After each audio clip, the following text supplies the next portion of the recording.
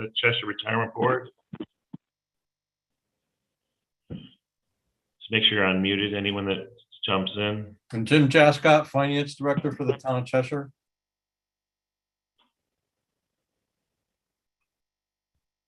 I'm Gina DeFilio, Deputy Finance Director for the Town of Cheshire. Hi, Gina. Hi. Steve Jester, representing the Police Department. Kevin Costa, also representing the Police Department. Bob Shaligan, representing Fire Department.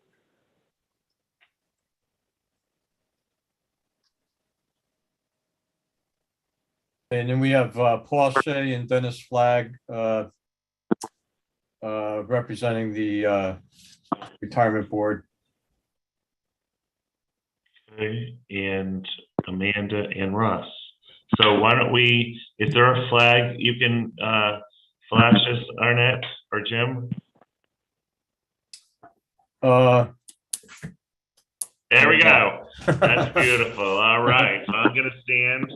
I pledge allegiance To the flag of the United States of America and to the republic for which it stands, one nation, under God, indivisible, with liberty and justice for all. Okay. Thank you for that flag. Okay. We are, so I think while Ross speaks now, hi Paul, we should probably all, and hi Ben, welcome. Hey, everybody. I'm gonna mute all of us and turn it to Ross for now. How's that? You ready, Ross? Is Ross still there? There you go. Yep, I'm here. Showtime. Okay. You can hear me, and well, I think some people are not muted, but that's okay. But thanks everyone for making time for a special meeting, and just to take just a step or two back, and as to why we asked to do this meeting now, as opposed to waiting for the regular meeting, and that is among other items, as you know, that to the extent that this portfolio does now have more capacity to look for illiquid investments. One of the issues that arises is that the timing of the investments isn't always convenient to the quarterly meeting schedule, and we did discuss, and I'm going to cover just a couple quick high-level reminders, and then introduce Ben Newman from General Atlantic. But what, as you may remember at the last meeting, talked about a few things, and one of them being just in the portfolio that the illiquid investments that are in the portfolio now, most of which have been working out quite well. A number of them are at a stage where we're really starting to pay out, so we have more and more capacity in the portfolio to add to the illiquids portfolio. Another theme, and I'm sure Ben will touch on this, is more of a general theme, but one I think that is one that we are certainly aware of in thinking about the asset allocation, which is the convergence in markets between public and private equities. Is one of the things that you may remember we talked a bit about is just that the number of public stocks in the market has shrunk. Private companies are staying private longer. Going public is in many cases a bit more of an opportunity to cash out than it is to raise capital. And so and this is particularly true in some of the younger, high growth type names that many years ago would have been a large component of, let's say, a small cap growth allocation.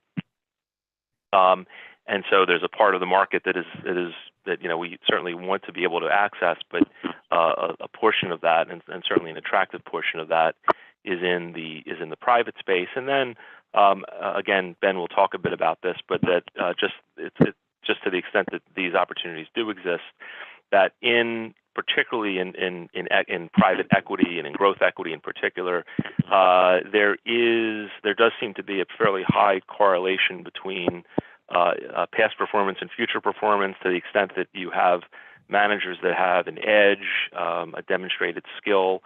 That skill tends to be something that you will see play out over time whereas in other, investment spaces, there tends to be, the bottom sometimes rises to the top. There is, and I think General Atlantic will discuss, their history, a consistency to the handful of managers that have been able to demonstrate, very good results over a long period of time.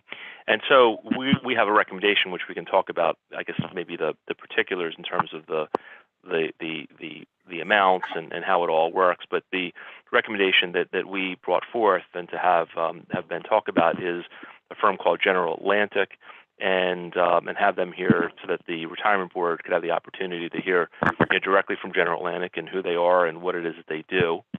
So I'm going to pause there and see if there are any questions or comments. And I do have some slides that I can put up on the screen, Ben, that I think would be maybe particularly helpful to walk them through. But I'm going to pause for a second and see if there are any questions or any areas where you all in your review of the material want us to make sure we focus. Ben, would you maybe introduce yourself and introduce General Atlantic to us, please? And look forward to walking us through the materials. Happy to do so. Thank you for that introduction, Ross, and thank you everybody for your time. It's a pleasure to be speaking with you all today. Just as a quick introduction, I sit on General Atlantic's capital partnering team, and that essentially is our investor relations team that maintains dialogues and services all of our investors across our products. I guess just to get into General Atlantic and our history first, and then go through the investment strategy, and feel free if you have any questions to tell me to pause and jump in. I'm happy to do so. General Atlantic has been around since 1980. We've been investing and building leading growth companies since then. Our principals actually started investing on behalf of the founder of the duty-free shops, Chuck Feeney, and the philanthropy that he endowed. In the early 1990s, we began to expand our investor base to include other families, as well as endowments and foundations. And we further broadened, our capital program to include global institutions, starting in 2000.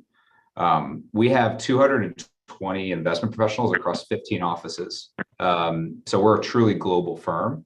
And I think what's unique about General Atlantic is we invest out of one pool of capital.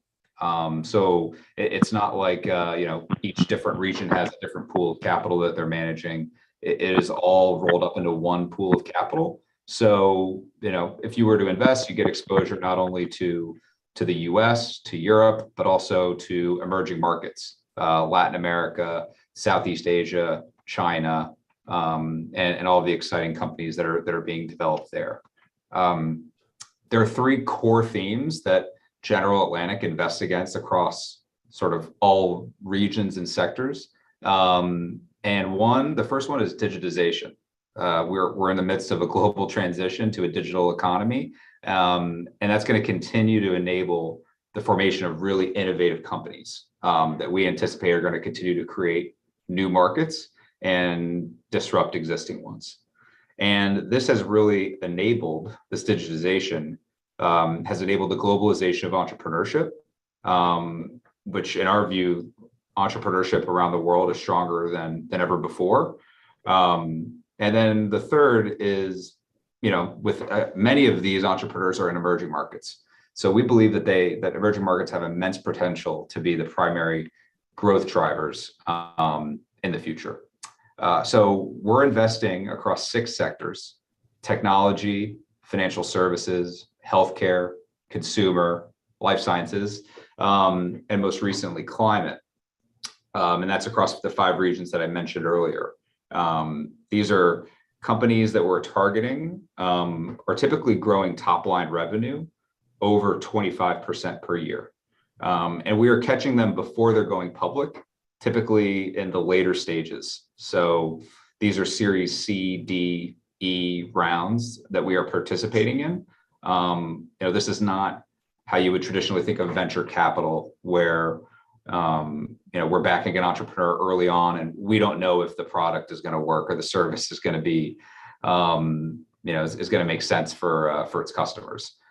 that has been established, and these companies are growing fast, and they need a partner like General Atlantic to help them achieve that next phase of growth.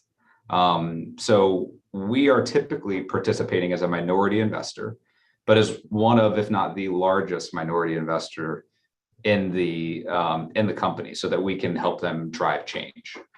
We're not a passive capital provider where we invest the capital and then sort of just say, okay, we've made our bets in a few places. Let's hope that it works out. We have active teams that partner with these entrepreneurs across human capital, pricing, and also capital markets. How do they access the public markets eventually? So we are not, completely passive, but we're also not typically control investors where, we are replacing the CEO and trying to drive costs down. These are fast growing companies. We're partners with entrepreneurs. They have the vision and we want to help them see it through. I mentioned that, we're targeting companies that are growing 25% plus top line per year. Last year, it was actually 59% was the revenue growth rate in our portfolio. So these are very fast growing companies. And this revenue growth is what drives our return, not the use of leverage or multiple expansion. Those play a part, but 80% of our gross return, over the last 10 years has been through revenue growth. As far as returns go, we are typically in the mid to low 20s net IRRs. And that is translating into a 2 to 2.5x net MOIC. In recent years, as the market's done well, we've done even better, and we've been in the low 30s net IRR. But over a 10-year, investment horizon, we typically guide investors to 20% net IRRs, which positions us very, very favorably in the growth investing class.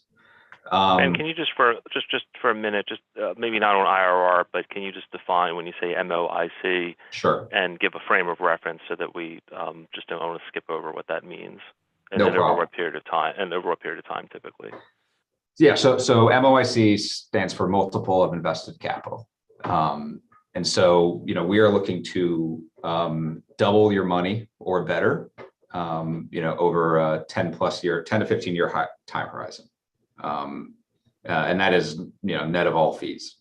So that translates into roughly 20 to 25% net IRRs. If you want to go a step further in terms of just benchmarking that, versus various indexes, the MSCI index, which is a global, index of stocks, is typically in the 10 to 15% range. So we think that it's a very attractive, investment profile from that perspective.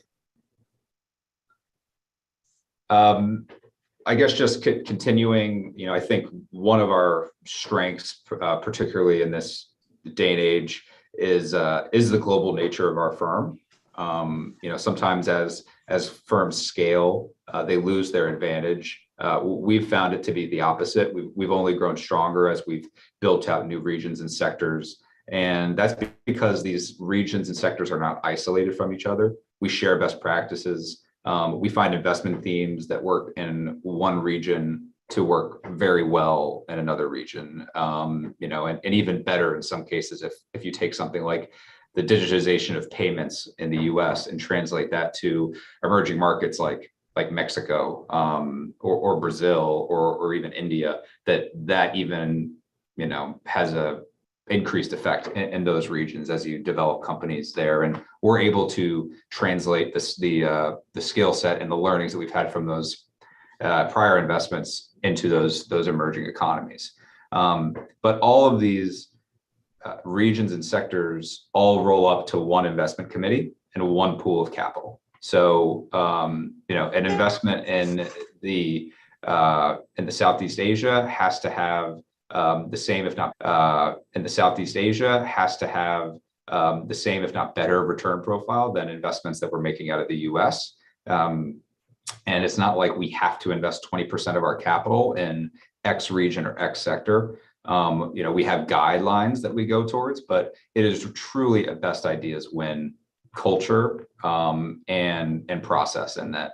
If we are seeing a slowdown in a certain economy or a lot of volatility in a certain region or sector, and we want to hit the pause button, that's okay. And we can do so because we have exposure to all of the other regions and sectors, that I just mentioned. Whereas if you were to invest in a more sort of siloed focus, single line focus strategy, you have to keep deploying capital into those sectors and regions that they're in. So I think that that's a very attractive part of our investment strategy. Another piece of it is the team. Like I said, we were founded back in 1980. Our CEO actually joined us from Morgan Stanley, of all places, back in the early 1990s, and he's been the CEO since 2007. So there's already been a leadership transition here that was very smooth. Our current CEO has been here for 30 years.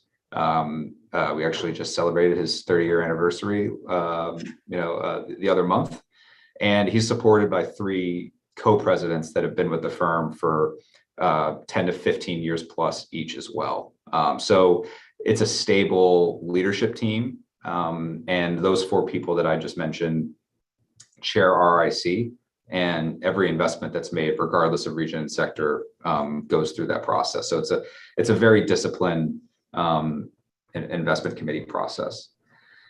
And then I think also in times of market turbulence, it's important to be prudent and disciplined. And we're certainly going through a period right now, where multiples have come down. It's a tougher IPO market, and those investors that were tourists in the growth space, may not fare as well, versus a long-term horizon investor like General Atlantic. We put very low leverage, if at all, on our portfolio companies.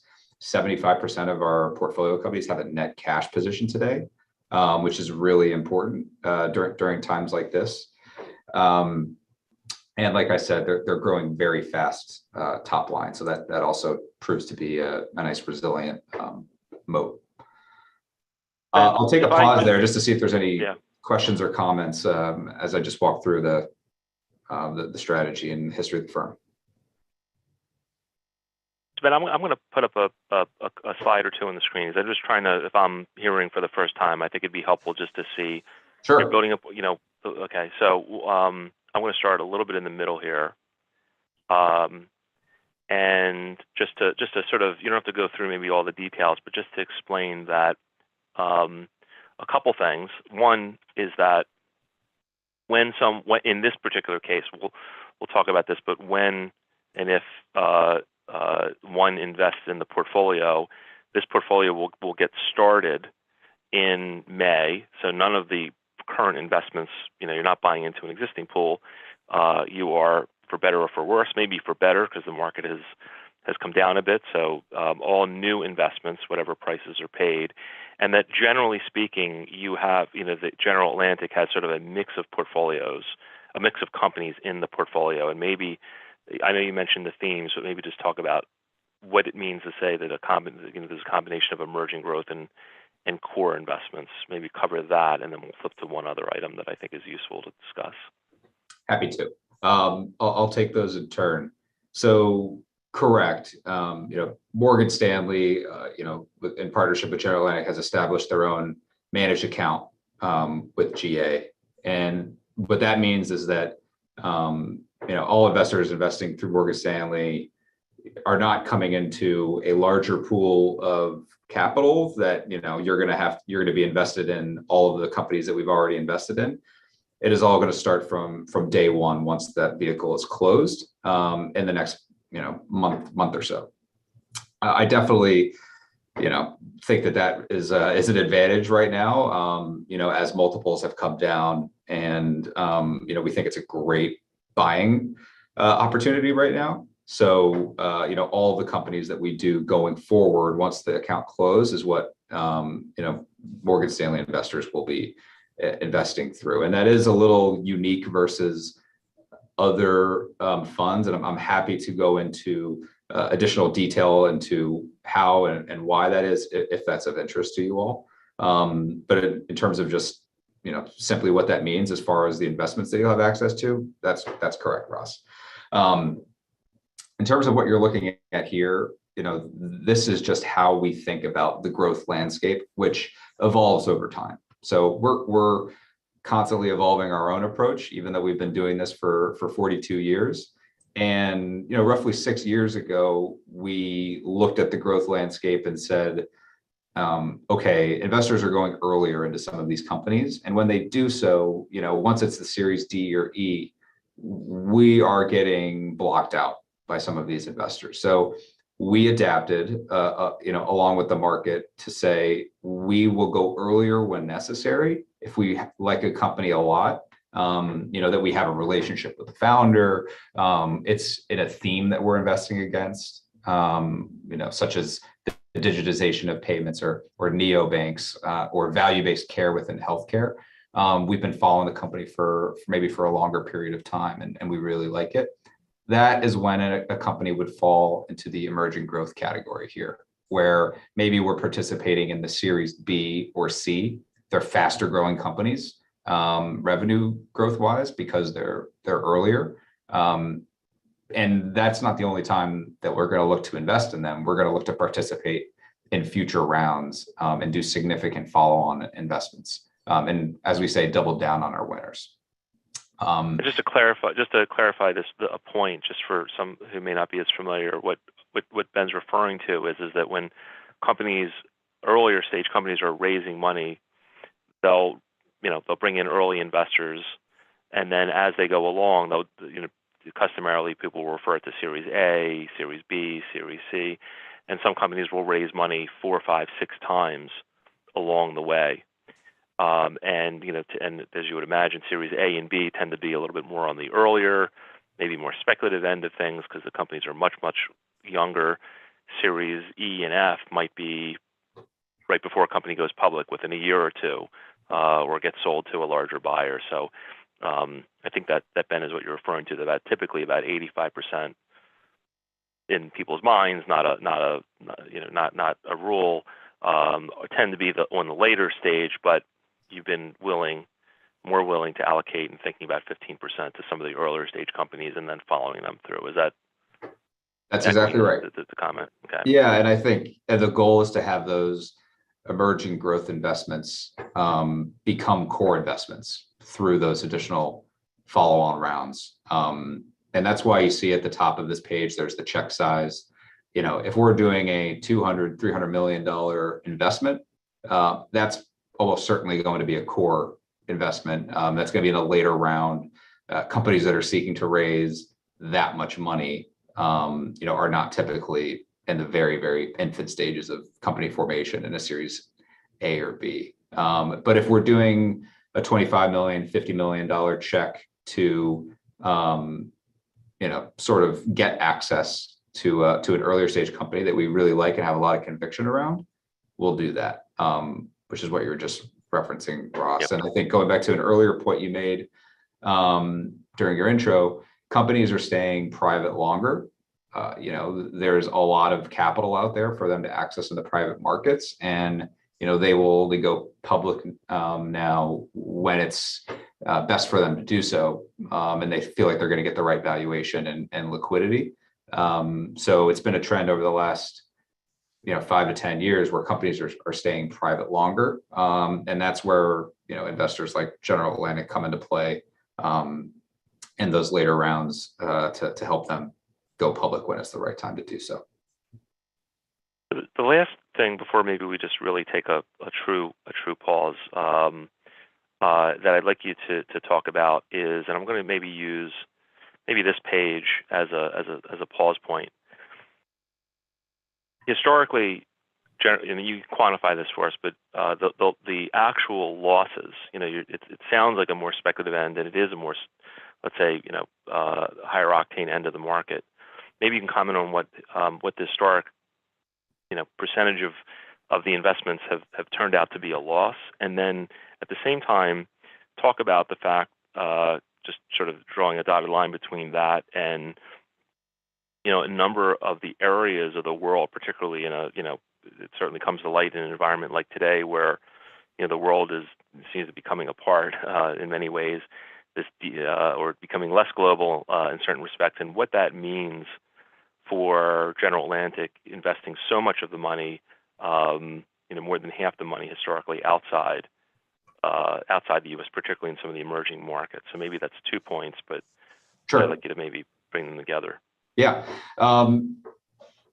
So we have a 2% historic realized loss ratio, which is addressing the first point you made, Ross. And basically that means that, over the last 10 years, we've only lost 2% of the capital that we've invested. And that is very low for a growth or earlier stage investor. And we're very proud of that. I think that in the growth equity space, you could probably, think of that being more like 10 to 15 to 20% loss ratio. And that's because investors are hoping that bigger kind of home run bets will make up for that. And, we have a significant aversion to loss. We've never in the history of GA in the last 42 years lost money for an investor. So at any point in time, if any investor had invested with us over that period, we've never, lost money, and they've gotten back less of the capital that they've committed. So we're very proud of that. And I think that relates to the diversification that you're also highlighting here, Ross, whether that's across sector, or region. So when you have that kind of diversification, it allows you to really press your advantages. And it's not just diversification for the sake of it. It is because these are very intentional, places that we've started to invest in. Actually, Ross, if I could have you just flip back to, I think it might be slide. I'm trying. If you flip back even further, it has like the picture of the globe. There you go. Yeah, sorry, right This there. one. So we've been in the U.S. since 1981. We've been in EMEA since 1989, Latin America since 2000, India and Southeast Asia since 1999, and China since 2000. So these are not recent, satellite offices for us. We've been in these regions for a long period of time, and these are not, people from the U.S. moving there to figure out how to invest there. These are natives of these regions, that have incredible networks in these offices. And so that has translated into the strong success that we've seen across region and sector. In today, I think that if you are just starting to look at investing in these regions, you might have trouble given everything that's going on in the world. And so we feel that we've really established long-term relationships and brand value in these regions. And so that will make us stronger. I hit this point a little bit early on, but if for some reason, if things get a little bit more volatile in Brazil and Latin America, and we feel like we need to take a step back for a period of time, we have the ability to do that. And I think that's served us very well, and that it's not like we have to invest 15% of the capital into any one region or any one sector. And we're making decisions based off of that.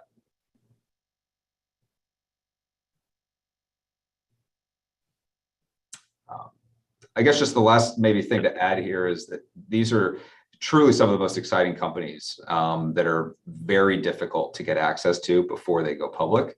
And, I think that's one of the most attractive aspects of investing with a firm like GA. These are companies like Uber, Airbnb, Facebook that we invested in before they went public. And, I think that it's difficult to get access to those kind of companies, whether they're in the US or in other parts of the world, and to do so in a very thoughtful, methodical way, that in terms of how our investment strategy works. So I think it's a fantastic way to get access to those kind of companies. And this is Mike Evans. I see we've been in China since 2000. Could you comment on just all the, for lack of a better term, noise around Ukraine and China and the US and Taiwan, and, how that, I know that these are relatively short-term events, but that seems like a pretty big position, 19%. Yeah. The Chinese markets, the public markets haven't done that great in the last 18 months. Is it a lot different in the private markets over there? It is still a difficult time, I would say. We're because so much of our book is private versus public, we're insulated relative to the public stocks there. But we're being very cautious. I think, we're talking about the fastest growing economy in the world. And so we have embedded access there, and we want to be in China for the long term. There's just, we invested in Ant Group and Alibaba. The largest position that we currently have from a private perspective is in ByteDance, which is the parent company of TikTok.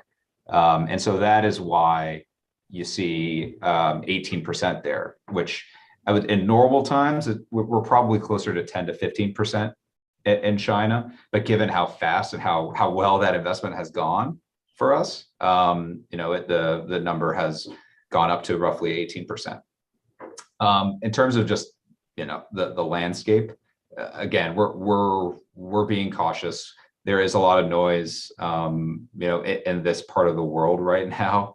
We do not have any companies that are headquartered in the Ukraine or Russia, or that have greater than 5% of their revenues in either one of those countries. And that's across 200 companies, that are active GA investments right now. So we feel very good about, how we are set up relative to other global investors in terms of our current portfolio. Having said that, this is a global investment strategy. So we're obviously very focused on, things like cybersecurity, energy prices, food prices, and how they affect everything that's going on in the world. Within the sectors of financial services, technology, healthcare, it's not as impacted, but again, we're obviously cognizant of it and keeping very close tabs on it. Ben, it's Paul Che. Hey, Paul. Hi. Would you mind elaborating on the climate idea? Yeah, glad you asked. So last year, we developed a strategy focused on getting access to companies that are focused on climate change.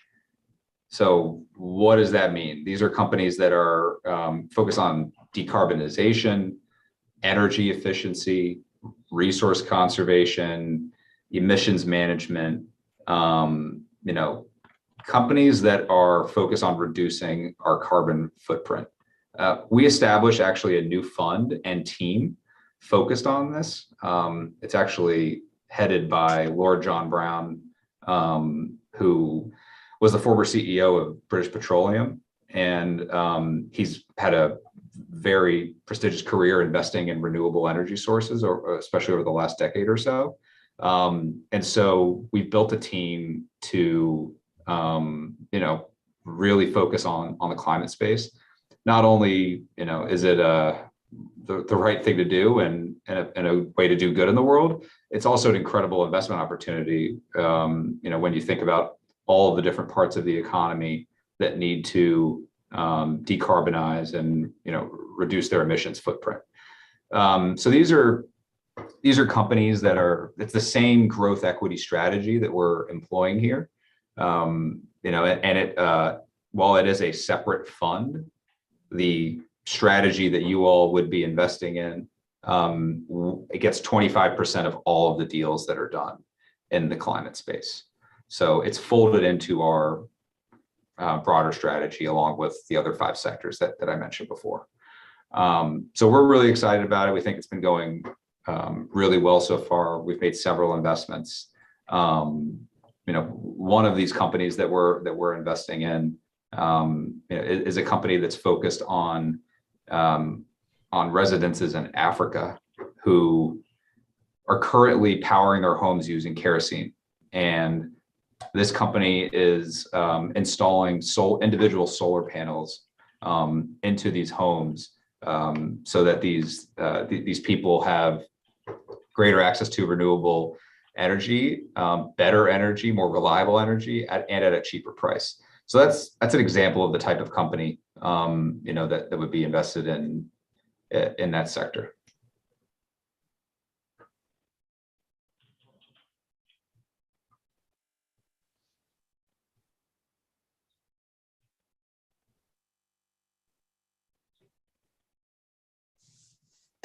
Mike, I'm cognizant of time, and I know we could, it's really our time is yours, so I want to make sure we answer questions. But if I know that maybe, I don't know if anyone's pressed for time where we talk about what our recommendation is, et cetera, but I want to really just mostly focus on what you all want to focus on at this point.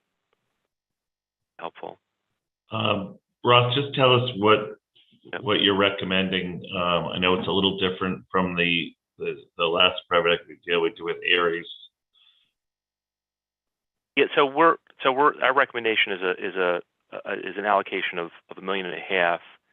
And I think, Ben, I know that there's a 5-year call window. I don't, and you probably can't project exactly, but the reason we come up with that is just based on what our modeling is relative to what we think may be liquidated from the private investments to, what gets called to maintain that 5% target of the liquids in the portfolio. And I think as I mentioned, or as Ben covered, that the vehicle would get started beginning in May. So, that's when the capital calls would commence. And I think that probably covers the nuts and bolts of it. But just to go back, just as a reminder, it's a capital call vehicle. So to the extent that commit an amount of money, that amount of money doesn't go all in one day. It goes in as General Atlantic finds investments and then calls the capital, and then we send the money into the fund. And when they sell, it comes out. And we smooth out just to add to that, we smooth out the capital call so that we're doing it on a quarterly basis, not every time we make a new investment. Right. Otherwise, that would be a lot. So you're typically going to get a capital call per quarter, and we guide people. The investment period, the term is 5 years, as Ross mentioned. We're typically deploying it in 3 to 4 years. So if you think about it, it's probably 12 to 16 capital calls. If we're going to do an outsized investment, you may get a one-off call in addition to those, but that's generally how to think about it. And Ross, we're using cash. That plan is right now, or as we raise other monies, we're not looking to do any particular reallocation at this time. It's not. That's right, because it just depends on.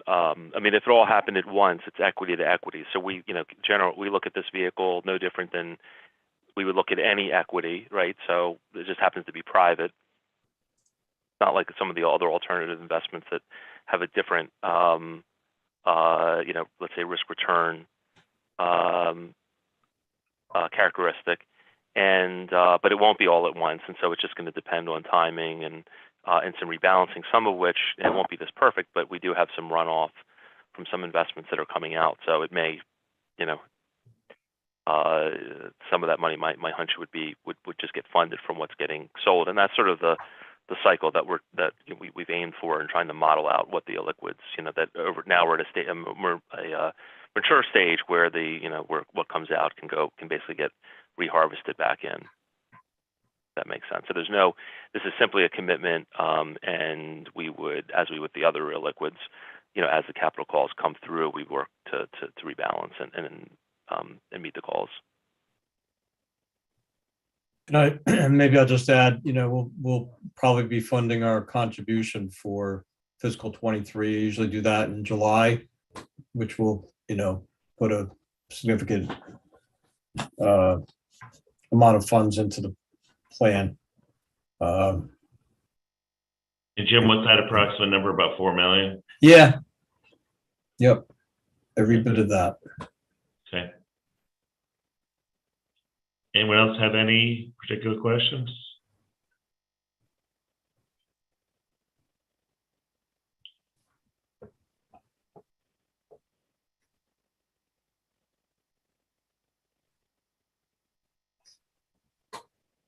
So Uh, we're looking, obviously, we're doing the interim meeting, so we're looking at least having the paperwork start to be processed before our next meeting in May. Is that the thought process right now? The Right, I paperwork, think commitments are good. yeah, the paperwork is actually due April 7th, I think is the exact date. So I'll work with Jim on it per usual.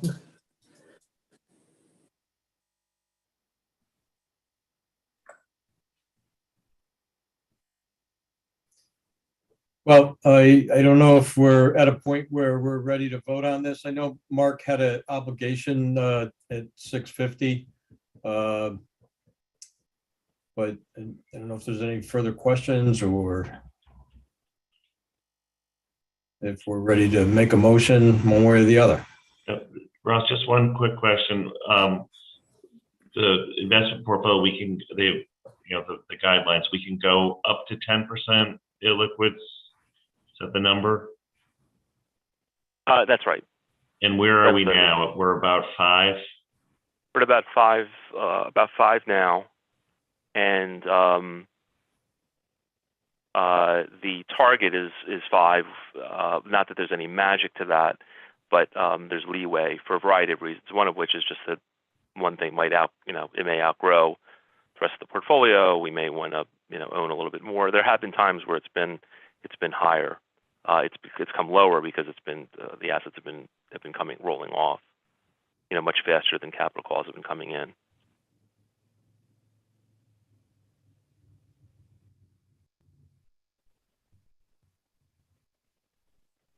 Anyone else?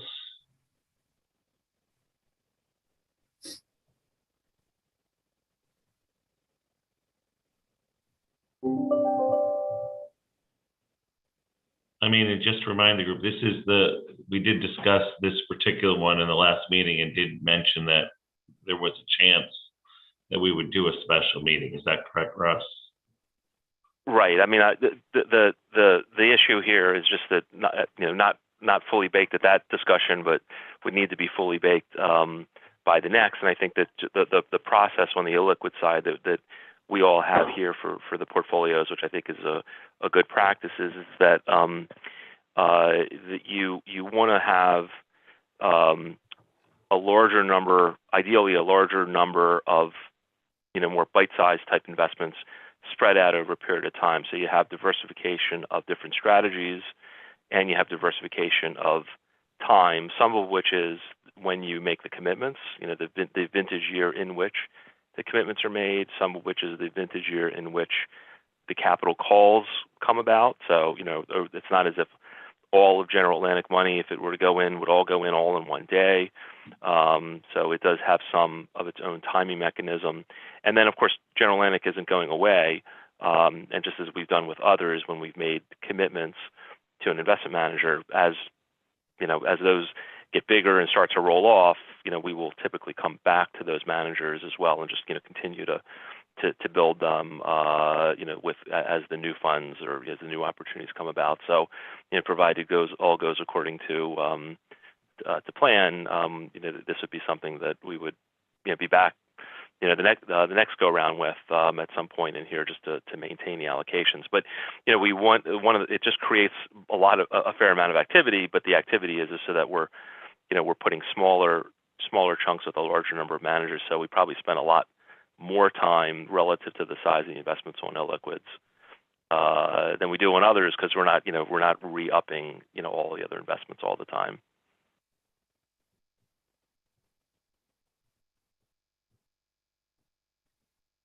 And I think that's one of the reasons we've had some of these more recently, some of these special meetings, because the timing is not always like I said, not conducive to the quarterly schedule all the time. But we try to make it so. Again, your recommendation is we did 2 million for Ares. This recommendation is $1.5 million. Yeah. It's not. We're not equalizing that. They're not. No, they're a little bit different, and the time schedules are different. So this is just us modeling out what we're trying to replace and what we think is probably a normal call period. It's not a an over or underweight relative to our feelings about General Atlantic, to be sure. Well, if no If one General has Atlantic any, holds that does their job, well, everything will grow much larger, and so proportionally, it'll be even larger the next time around. well, anyone else have any comments or questions? Just want to thank you all for your time and interest. Really appreciate it, and thank you for having me on today. Well, I will make a motion for us to approve the $1.5 million allocation. And we know it doesn't go in at once, but it's a commitment, I guess is the proper term. Is there a second? I'll second it. All those in favor? Aye. Aye. Okay. Everyone, thank you. I know it's tough to schedule everything. Mark, in particular, thank you. I know you're squeezing this in totally to go to the next one. Thank you all for being here. Ben, thank you. We appreciate your presentation and for you spending this time with us. And as always, Ross and all of you. So Arnett, thanks for getting it together. Jim, thank you. Anything else we need to, I'll talk to Jim privately. I have a conflict for the May meeting, but we'll talk about that offline. Mike, thank. I'll stay. And by the way, just if anyone wants me to stay, I'll stay here and thank Ben. But I don't know if anyone wants to discuss this any further or anything along those lines. I just knew Mark. I knew that you had a little bit of a time crunch. So I wanted to get to that. Yeah. No, thanks, Ross, and thanks, Amanda, as usual. You guys are great. Ben, thank you too. Thank you all for your partnership. And our next Talk to you later. pulling it together here. So, Bye. Okay. Night, everybody. Okay. Good night, everyone. Okay, so we will, and Jim, I'll speak with you. Maybe do a little rearrange again early May. So Sounds good. okay. Well, listen, everyone. Thank you for taking the time out for the special meeting.